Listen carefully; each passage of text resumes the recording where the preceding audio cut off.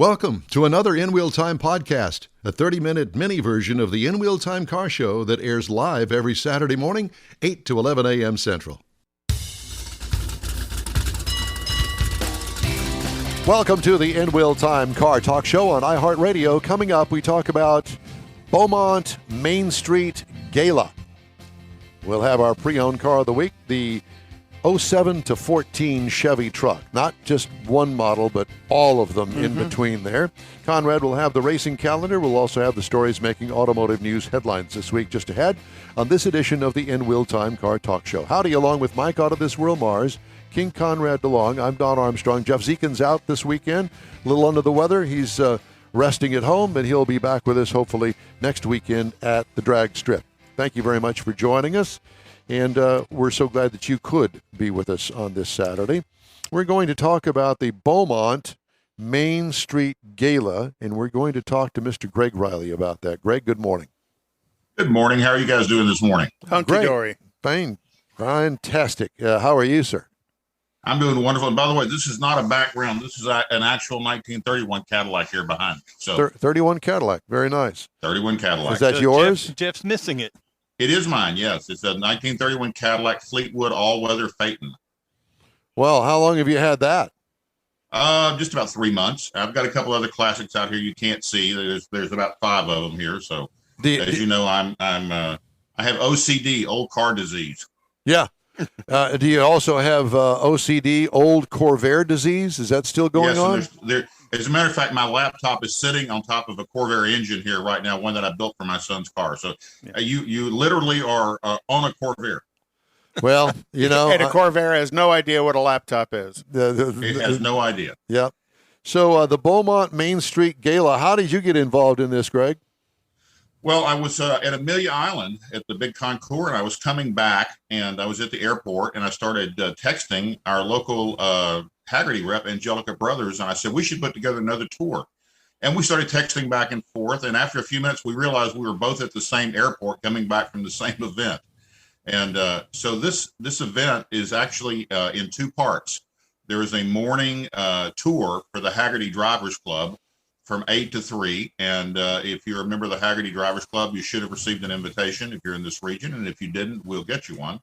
Then there's a 2-hour break. And then from 5 to 9 p.m., we're having a gala at Beaumont's Jefferson Theater, which is a restored 1920s movie house. And got lots and lots of cool stuff that's going to happen that evening. Well, how fun is that? I mean, is the public invited to this? It is. They're selling tickets as a fundraiser for their 30th anniversary. We're going to have 10 feature cars on the street in front of the Jefferson Theater. We're closing the street. That includes this 1931 Cadillac. There'll also be a 1913 Buick, a 1929 Packard, so on and so forth. And they're going to have the I Rule Dancers, which is a troupe of young people that will be in costume.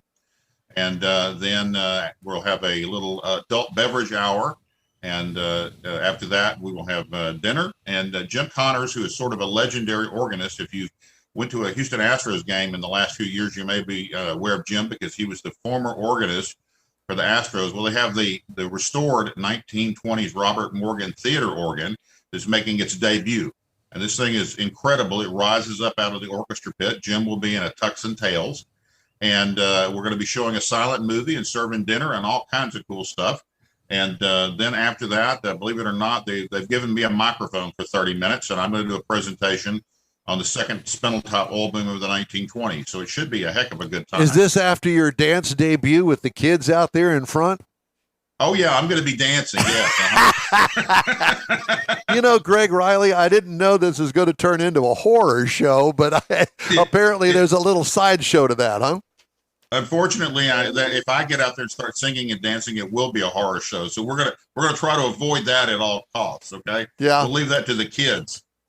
Well, so did you buy this car fully restored, or have you been wrenching on this car that's behind you there?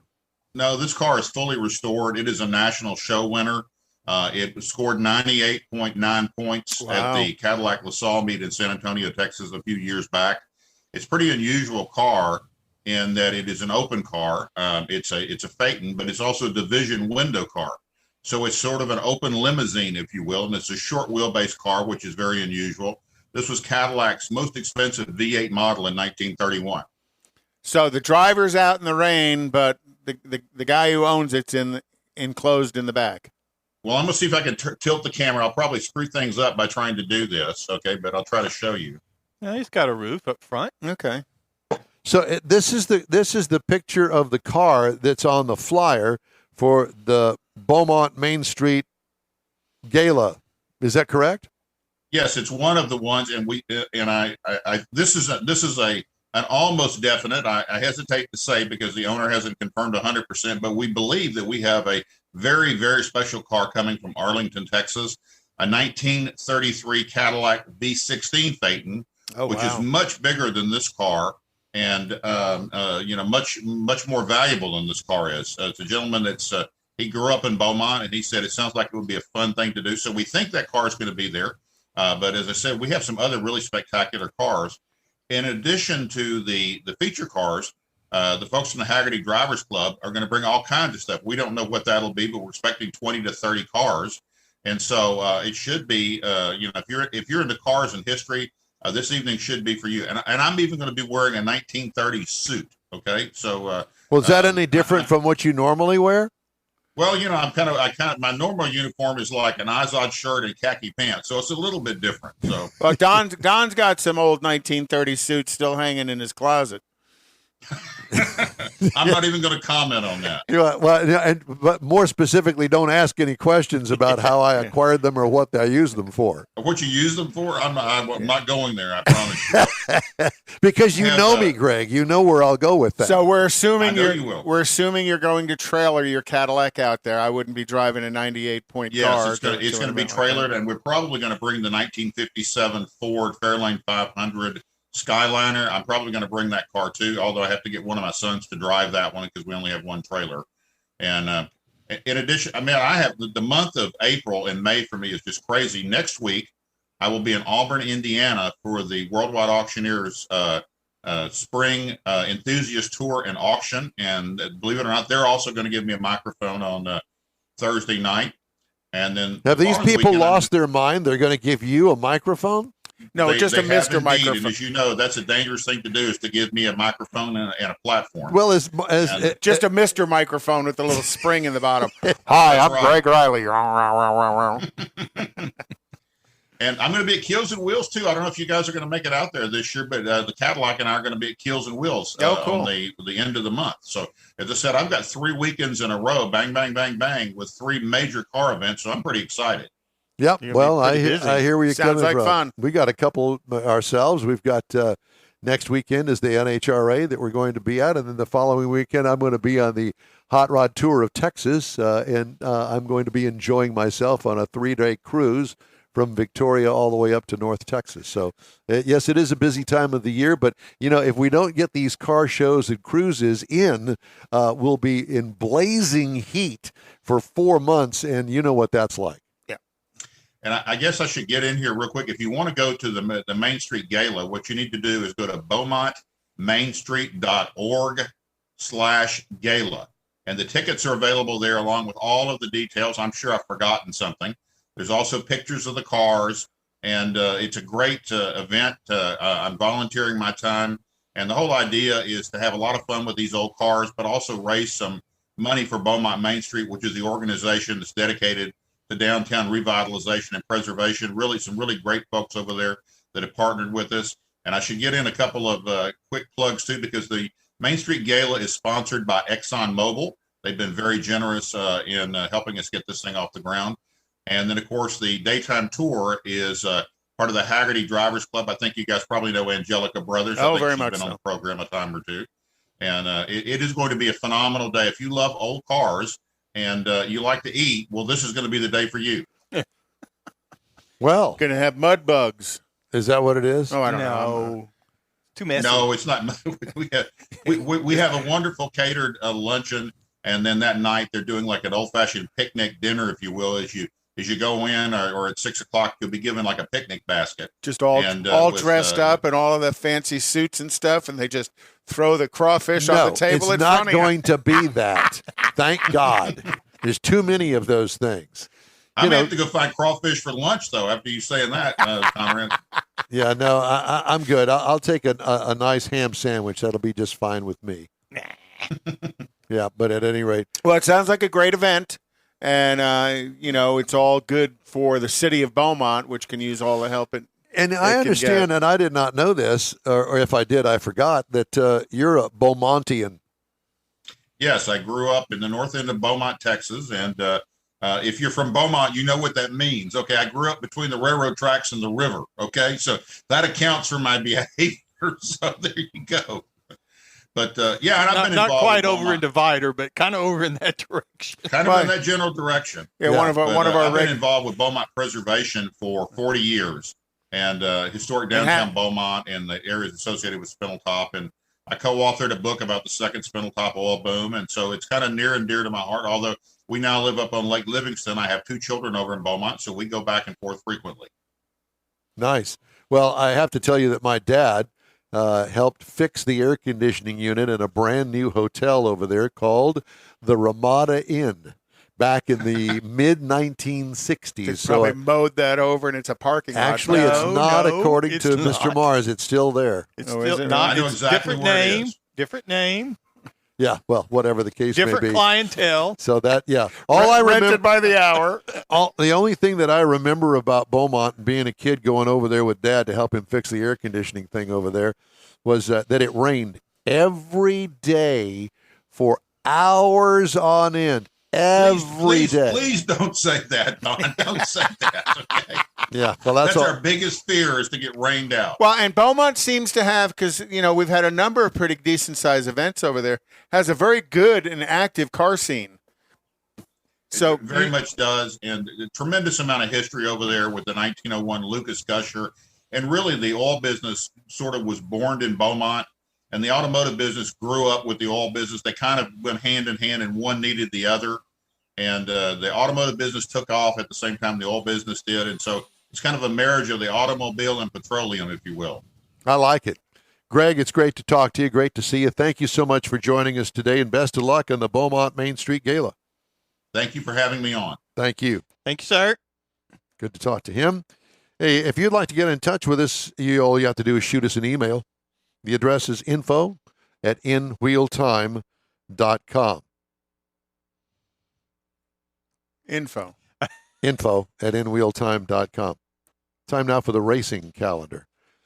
This is really the crux of the season. We're really getting into it now because spring has sprung. Spring has sprung. And And the Spring Nationals have come that's right. to Houston. There's Next- a rap song in that somewhere. We'll have to talk to Eazy-E or one of the rappers. I don't know any of them. Or but- Jeffy J or Yeah. something. There's Houston rappers.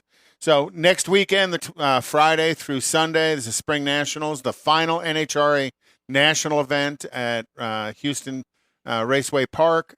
And Seth's going to have some special events out there at the track. So a lot of history has been made out at the Baytown track. Was traditionally known as one of the fastest tracks over time. So a lot of stuff was set. And then the following NHRA event is the 4-wide in Charlotte, and that'll be the following weekend, 4/29 through I just May 1st. cannot get into that race. The 4-wide? No.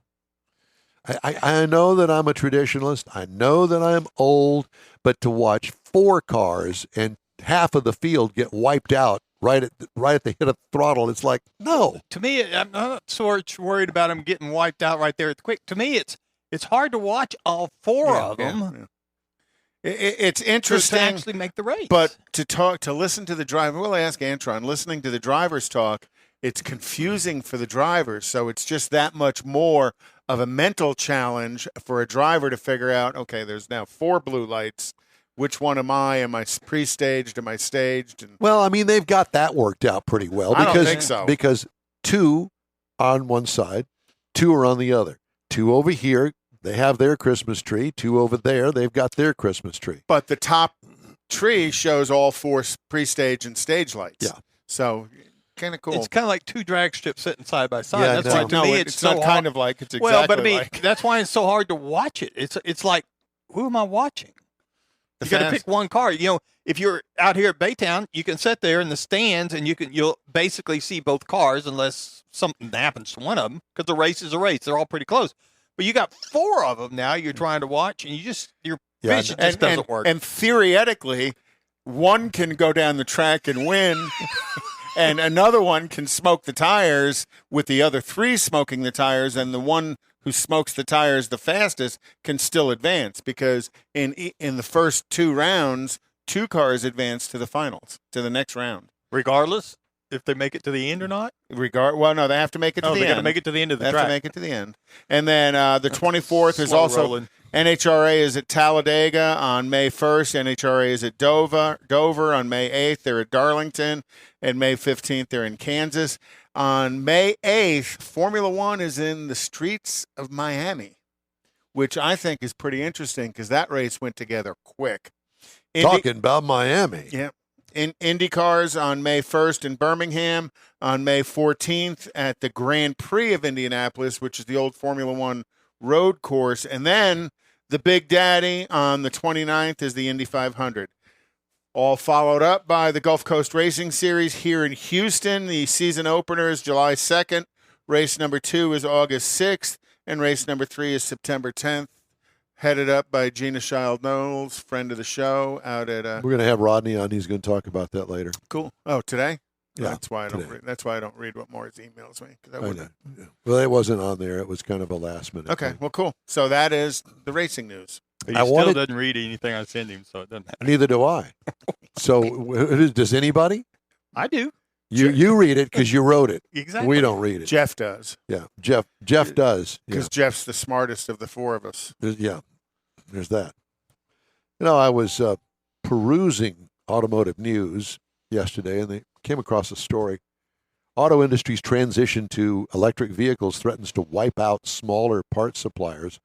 And I knew that it would have an effect, but once you start thinking about it, it has a tremendous, overpowering effect on thousands of people that are employed at companies that make things like axles, transmissions,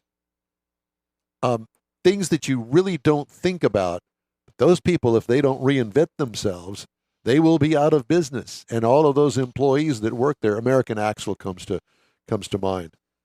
They'll be out of business. They'll be unemployed. Because they're not used in a pure EV. No. There are some things that are used in a pure EV, like steering knuckles and things like that, but not axles. Yeah. What's Saginaw going to do when they don't need power steering pumps? Because they do it all electronically. There's lots of stuff in EVs that aren't needed from an internal combustion engine. Well, it's going to be a huge transition. And we were also, before we went on the air this morning, the 3 of us were having a discussion about the fact that how quickly this is going to happen. Now, if you were to believe all that you read today and all of the things that the manufacturers are working on in the billions, and I do mean billions and billions and billions of dollars, not just by one company, but by all of the manufacturers that they're sinking into the EV market, you would think that, your gasoline-powered car won't have gasoline to run it anymore, and that's just not the fact. Well, and you're hoping that your electric car will have electricity to charge it, because I'm still a believer that the infrastructure isn't set up to take 20% of the population of vehicles on the ground electrically. Listen, in powered. Texas, if we don't come close to brownouts every summer, we certainly have complete power grid failure when it comes to freezing temperatures, which we experienced just a year ago. Now, how is it going to handle everybody plugging in to a system that's teetering on the edge all the time? Well, if you look at a little bit of what's going on from Ford and GM, their hope is if your car is charged, you can use your car to power your house, but it's only going to power your house for a certain period of time. That reverse engineering of using your charged vehicle to power the house. Or the truck that runs on a gasoline motor that you can plug up the house and run the house on the yes. So what happens? You've got your house plugged into your truck.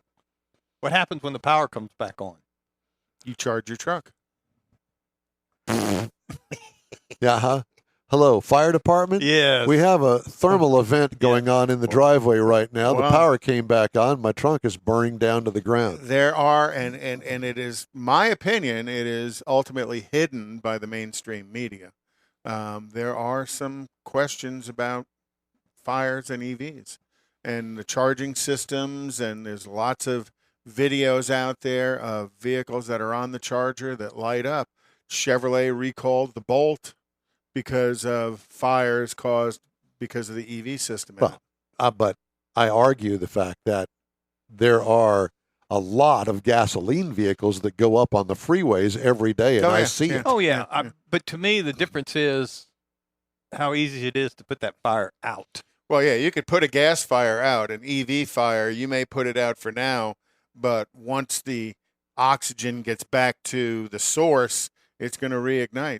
You know, we talked about that a couple of weeks ago, how they'll reignite while they're being trailered into the salvage yard, and salvage yards have, the big ones have a special area with fire suppressant devices around to store EV vehicles, and in some instances they store them on their roof so they can access the battery on the Teslas and access the battery pack to extinguish them.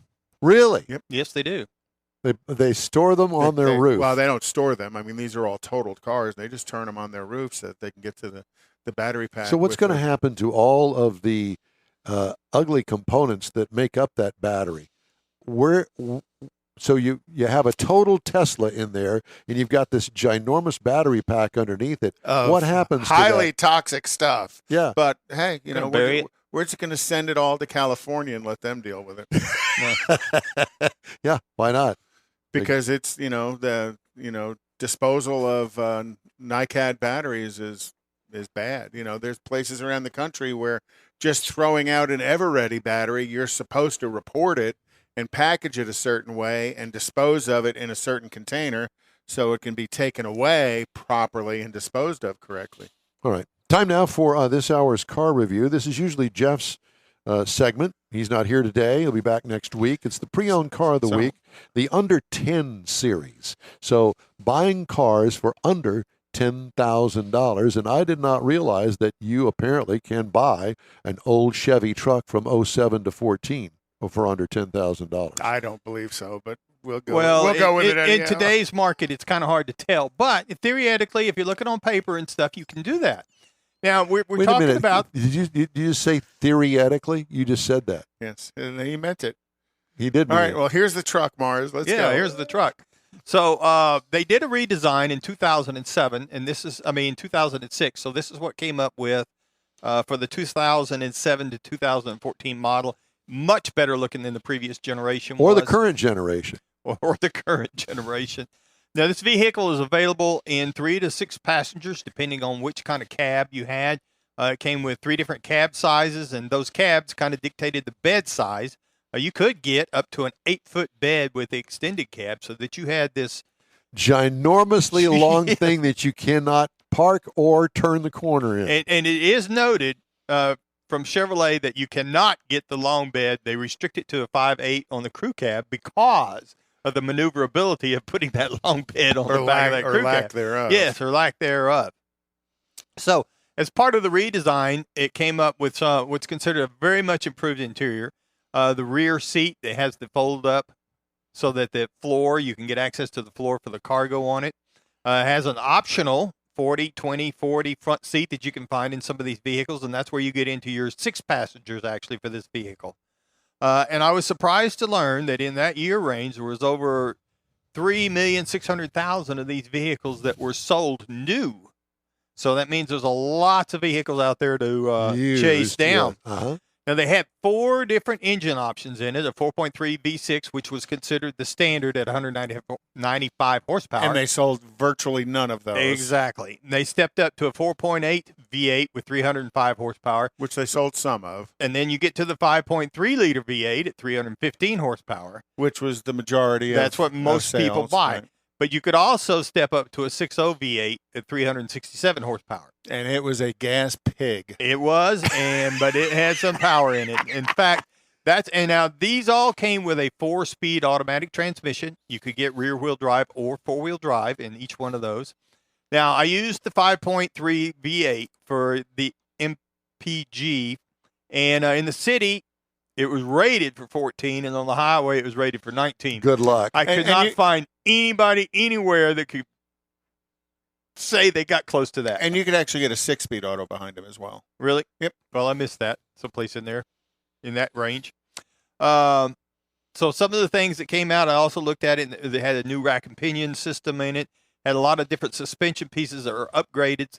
One of the things I really liked back then was the Z71 off-road suspension. It was more than decals. Nowadays, it's kind of got some decals to it. It's got a few things. But back then, It was really a package to take it to an off-road level, and you could only get it in a four-wheel drive. Let's put some stickers on it. Well, no, Z71 has always been a suspension upgrade, some skid pads, some but it's rock not now. It's not like it was back then. Yeah. Let's concentrate on this. 20-inch wheels, where you could get 20-inch wheels on this thing. So at 2007, you could get down in the work truck level. You could get the beginning price at $18,760 for a brand new one in 2007. And that was a hoser. That was the white one with the vinyl floor. That was a stripper. You just hose it out. Yep. I look at that as a different kind of hoser, but whatever. Yeah. By 2014, that had creeped up to $19,997. Now, I picked a 2008 because there's so many variables in it, but you can get right now a 2008 somewhere between $5,613 and $97.90 if you go out and look at KBB and Edmunds. That's what they'll tell you. How finding one on a lot in this environment Where's is a different Jerry story. Evans when we need one? Well, that would be the question. But so there's a lot of them out there if you're looking for an older truck. Mm-hmm. Yeah, there's $5,000 one. It's probably got 450,000 miles on it. Because it is Texas, not a straight piece of metal on it. Trucks hold resale. And they do. Strongly hold resale. Yes. But there's a ton of these out there. Absolutely. Get you one. Would you buy one? In a heartbeat. If it had, less than 150,000 miles on it. Hell, Wow. I drive that 2012 Chevy Tahoe, which is the same generation as this truck. And I get a solid 15 miles to a gallon. I was waiting for that shoe to drop. But, I'm also carrying probably 2,000 pounds worth of stuff. And how much as far as miles are concerned on that truck of yours? 190,000. Oh, that's all? Yeah. Oh, I was waiting for you to say 340. No. Yeah, but there's a big difference if you put 190 on something and picking up something and starting at 190. Oh, yeah, because you need to know, anytime you buy used, you need to know service history on it. Hey, the In Wheel Time Car Show streams on the iHeartRadio network, on your iHeart app, Facebook, YouTube, Twitch, and InWheelTime.com. Podcasts are available from your favorite podcast channel. The In Wheel Time Car Show continues right after a quick break. Father's Day weekend, Saturday, June 18th, 2022. It's the next Tailpipes and Tacos Cruise-In, and you're invited. Tailpipes and Tacos Father's Day edition will be at the same Loopy Tortilla in Katy, 8 to 11 a.m. on Saturday, June 18th. It's the only place cruisers compete for trophies and other prizes. Enter your vehicle for Best Hot Rod, Best Classic, and Best Modern Classic.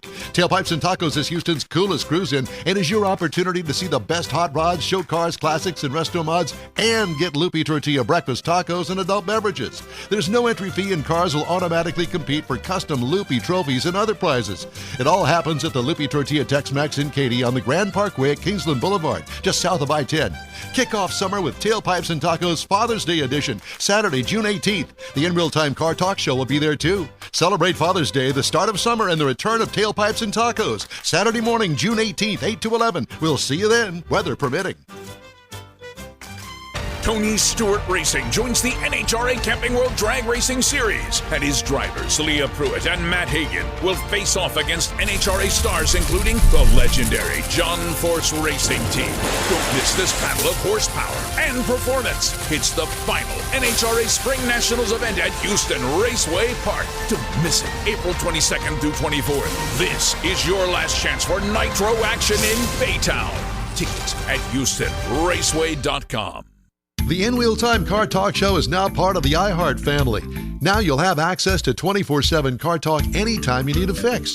Just download the iHeart Radio app and ask for In Wheel Time Car Talk, and there we are. Be sure to save us in your iHeart library for instant access. No matter where you are, you have the best car talk show right on your PC, laptop, or mobile device and never have to worry about finding us again. Of course, you can always get access to our video and audio streams via InWheelTime.com and your favorite podcast channel, and all of this is free to you. From the iHeartRadio app, you'll not only hear our Saturday morning live show, but the best shows of the past, updated weekly. Never miss a minute of up-to-date new car reviews, pre-owned reviews, Conrad's Car Clinic, informative interviews, automotive news, and the most fun car talk show on the planet. Just download the iHeartRadio app, search for In Wheel Time Car Talk, save it to your library, and with a tap of the icon, you'll be in touch with your favorite car talk team. In Wheel Time Car Talk, streaming now on iHeart.com/In Wheel Time Car Talk.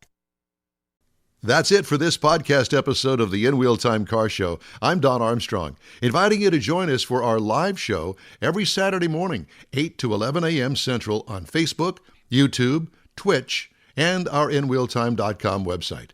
Podcasts are available on Apple Podcasts, Spotify, Stitcher, iHeart Podcast, Podcast Addict, TuneIn, Pandora, and Amazon Music. Keep listening, and we'll see you soon.